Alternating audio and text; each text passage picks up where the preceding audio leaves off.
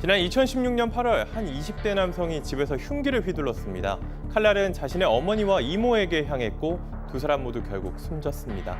경찰이 출동해 이 남성을 붙잡았는데 무슨 일인지 범행 동기에 대해 횡설수설했습니다. 조사 결과 마약을 복용하고 환각 상태에 빠졌던 것으로 파악됐습니다. 재판에 넘겨진 이 남성에겐 살인 혐의 무죄가 선고됐습니다. 자신이 무슨 짓을 하는지도 모르는 상태에서 범행을 저질렀다고 인정한 겁니다. 다만 마약을 투약한 혐의만 인정돼 징역형을 받았습니다. 2014년엔 한 10대 소년이 2살짜리 아이를 건물 3층 밖으로 던져 숨지게 했습니다. 1급 발달장애를 가진 소년이었습니다. 법원은 이 소년에게 죄를 물을 수 없다고 했습니다. 두 사건 모두 심신상실이 무죄 판단 근거였습니다.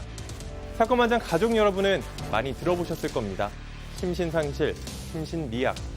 대체 어떤 것이길래 가족의 2살 아이의 목숨을 앗아가고도 처벌을 받지 않았던 걸까요?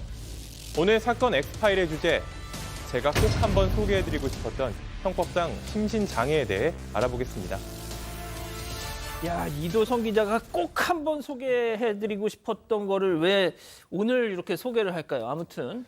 자, 그런데 어머니와 이모, 다른 사람도 아니고 어머니와 이모를, 이거 존속 살해 범죄인 것 같은데 이게 무죄를 받았어요? 네, 맞습니다. 법원의 판단이 그랬습니다. 일단 이 범행을 저지른 이유가 옷 속에 뭔가 숨기고 있는 것 같다. 저 사람 이모가 스파이다. 이런 식으로 횡설수설을 했거든요. 이해가 가지 않는 그런 범행 동기였는데 알고 보니까 범행한 9일 전쯤에 친구에게서 마약을 받아서 복용했다라고 합니다. 이 마약 구체적으로 이름은 말씀드리지 않을 건데 이 환각 효과가 아주 강한 신종 마약이고 마약 중에서도 상당히 효과가 강하고 환각 증세가 길게는 1, 2년 지난 뒤에도 다시 나타난다고 해요. 미국에서는 이 약을 복용하고 지인을 살해한 사건이 상당히 많았다라고 하고요. 이 재판부는 강한 환각제를 복용한 상태에서 범행 당일까지 적절한 치료를 받지 못하다가 환각 증세가 극에 달한 상태에서 범행을 저지른 것이라고 판단했습니다. 이 사람 칼을 휘두를 때 모든 게 로봇처럼 보였다 이런 말도 했거든요. 이게 전문가 의견을 토대로 다 인정이 된 겁니다. 존속살해, 살인 혐의, 무죄 나왔습니다. 다만 이 마약 투약 혐의만 인정돼서 징역 2년에 치료 감부가 선고됐습니다. 아니, 어머니와 이모를 살해했는데 징역 2년 살고 나오는 거예요? 그러니까 이게요. 그러니까 지금 그 살해 부분에 대해서는 무죄가 나왔으니까 다른 걸로 2년을 사는 거잖아요. 이제 우리가 심신상실 상태에서 범행을 범할 때는 처벌하지 않는다고 돼 있거든요. 근데 법률 용어로 좀 어렵게는 이렇게 돼 있습니다. 사물을 변별하거나 의사결정할 능력이 전혀 없을 때. 그러니까 쉽게 말하면 내가 누군가를 살해하는데 사람이라고 생각 안 하는 거예요. 아까 예를 들어서 로봇이다. 예. 로봇을 칼로 찌르면 무슨 죄인가요? 뭐 손괴나 될라나요? 손괴. 그러니까 실제 로봇을 막 그런다면? 그러니까 내가 하고 있는 행동 자체를 전혀 이해하지 못하는 것. 그러니까 그 사람의 생각대로 한 행동은 실제 우리가 처벌하지 않는 정도의 상황이라면 그런 것까지 처벌하는 건 책임주 원칙에 반한다는 이유로 아까 말씀하셨던 것처럼 전문가들의 감정까지 다 거쳐서 이 사람은 심신상실 상태다 하면 처벌하지 않는다. 그래서 이번 사안도 그런 연장선을 보시면 될 것 같습니다. 자, 벌써 우리 가족 여러분들 지금 막 이게 뭐 하는 짓이냐 벌써부터 막 부글부글 하시는 것 같은데, 자, 박 변호사님. 네. 우리 이도성 기자가 소개했던 두 번째 사건, 10대 소년이 3살짜리 아이를 들어 올려서 3층 건물 밖으로 던져. 이것도 심신상실로 무죄가 됐는데 이제 우리 범죄라는 게 법조문 구성요건이라 얘기해요. 구성요건에 반하면서 위법하면서 한 인간이 책임져야 될 행동을 보는데 그 책임 부분입니다. 과연 범행 저지를 때 의사를 결정할 수 능력이 없다면 처벌할 수 없다라는 게 이제 책임주의 원칙인데요. 그게 지금 적용된 결과입니다. 지금 2014년 20대 소년 사건은 이 사람이 발달 장애를 겪고 있었는데 아이들 보면 이전에부터도 아이들 보면 괴롭히거나 뭐 비정상적인 모습을 계속 보였고요. 이 복지관에서 이 어머니하고 아이를 발견하고 아이를 뺏어가서 9m 난간에 떨어뜨린 거거든요. 엄마가 그걸 막지를 못했던 상황인데 여기도 마찬가지로 형법상의 책임주의가 적용이 된 겁니다. 당시에 사물을 변별하거나 의사를 결정한 능력이 없이 자신 행동을 전혀 이해 못하고 했던 행위이기 때문에 이것은 무죄라고 판단한 것입니다. 지금 여주장님이 좋은 말씀을 하셨습니다. 이건 뭐 좀 극단적인 표현이긴 하지만은 앞으로 사람 죽이고 싶으면 그럼 마약하고 나서 하면 무죄냐 뭐 이런 말씀까지 하시는데, 지금 방금 뭐 박 변호사님 얘기한 그 10대 소년이 아이 바깥으로 던진 거 말이죠. 그때 그 피해 아동의 어머니가 블로그에 직접 글을 쓰신 게 있어서 제가 좀 봤는데, 어머니 표현에 따르면 갑자기 이 10대 소년이 아들을 번쩍 들어올리더니 이상한 웃음소리를 한번 내고는 자기를 엄마를 쳐다보면서 아이를 난간 밖으로 이거 엄마는 앞으로 어떻게 살아야 됩니까? 이게 첫 무죄라면 이거. 예? 그러니까 그래서 이런 경우에 이제 무죄니까 그냥 풀어주면 어떻게 될까요? 또 하겠죠. 그러겠죠. 그러니까 처벌은 못하지만 이렇게 재범 위험성 있는 경우에 치료감호 처분을 하는데 치료감호 처분은 쉽게 말해서 가둬놓고 치료하는 겁니다. 가둬놓고 이 사람이 나가서 또 범행을 저지를 못하게 하고 이제 6개월마다 한번 심사를 받고 그 과정에서 이제 좀 어느 정도 치유가 됐다 그러면 내보내는 거고 안 되면 최장 15년까지 이제 치료감호소에 수감이 되는 거니까요.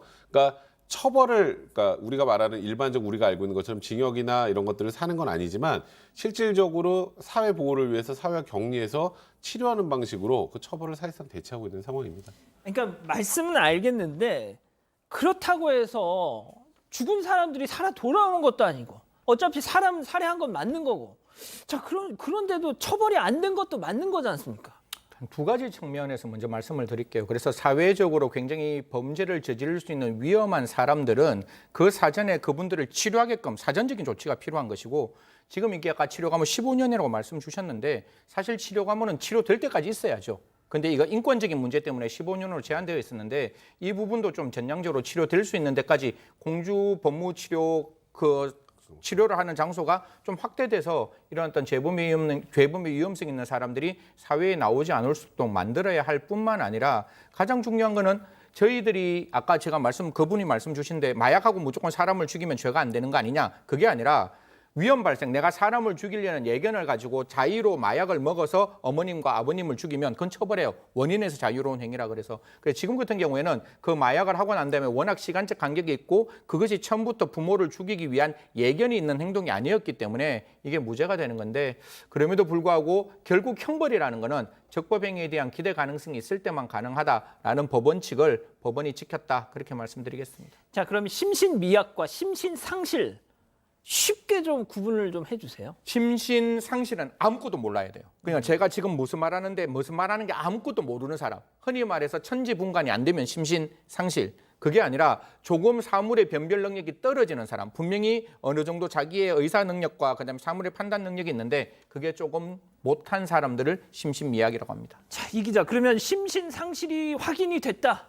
얘가 범행 당시에 심신상실이었다. 그럼 지금까지 모든 범죄 다 무죄였어요? 일단 이 심시상실 비슷한 이 심시상실은 아예 그냥 그런 걸 분간을 못하는 거고 그 과정에서 사실 이게 분간할 수 있었다라고 하면 심신미약으로 들어가겠죠. 실제로 앞서서 본 이 건물에서 아이를 던졌던 그 사람과 같은 1급 발달 장애를 가진 사람이 이 유죄로 인정된 경우가 있었습니다. 이 2016년에 발달 장애를 가진 20대 여성 이 사람도 1급이었는데 어머니를 흉기로 살해한 사건이 있었습니다. 어머니가 이 바지에 실례를 하는 걸 보고선 그걸 자신을 나무라니까 흉기를 휘둘러서 어머니를 살해했는데 재판부는 이 전문가 의견 그리고 진술, 이 다양한 자료를 토대로 이 여성이 한 5살 정도 지능에 불과한 중증 정신지체를 가지고 있다는 사실 그 자체는 인정했습니다. 다만 이 여성이 이 진술을 그렇게 해요. 내가 엄마를 찔러서 엄마가 하늘나라에 갔어요. 엄마가 죽어서 너무 슬퍼요. 이런 말을 했거든요. 그럼 죽음이 뭔지는 알고 있었다는 거예요. 그리고 본인이 직접 살해를 했다는 것도 인식은 하고 있었다는 거죠. 그 중증 정신지체를 가지고 있어도요. 그렇기 때문에 상실은 아니다. 이게 아예 사물을 분별을 못하는 상황은 아니다라고 판단해서 징역 4년과 함께 치료감호를 명령했습니다. 그러니까 지금 뭐 우리 변호사님, 승 의원님 뭐 이렇게 말씀하신 거 저희가 다 이렇게 전해드렸는데도 우리 가족 여러분들은 그래도 사람이 죽었는데 무죄는 이게 납득이 되냐 지금 계속 그러세요. 상당히 정신적으로 심신이 정말 장애가 있어야지만이 무죄 내지 심신미약이 인정받습니다. 뭐 자기가 심신미약이다, 내가 심신상실이다 주장한다 해가지고 받아들이는 경우는 드물고요. 그거는 정신감정이 소견도 들어야 되고 뭐 법원에서 결정하긴 하지만 아주 까다로운 조건을 거쳐야 되는 거고 이렇게 무죄 받는 거는 뭐 계속 얘기를 했지만 그 인간의 행위로서 아니면 아예 인식 자체가 없었다라고 법원은 봤다고 이해를 해야 될 것 같습니다. 알겠습니다. 이렇게 정리하고요.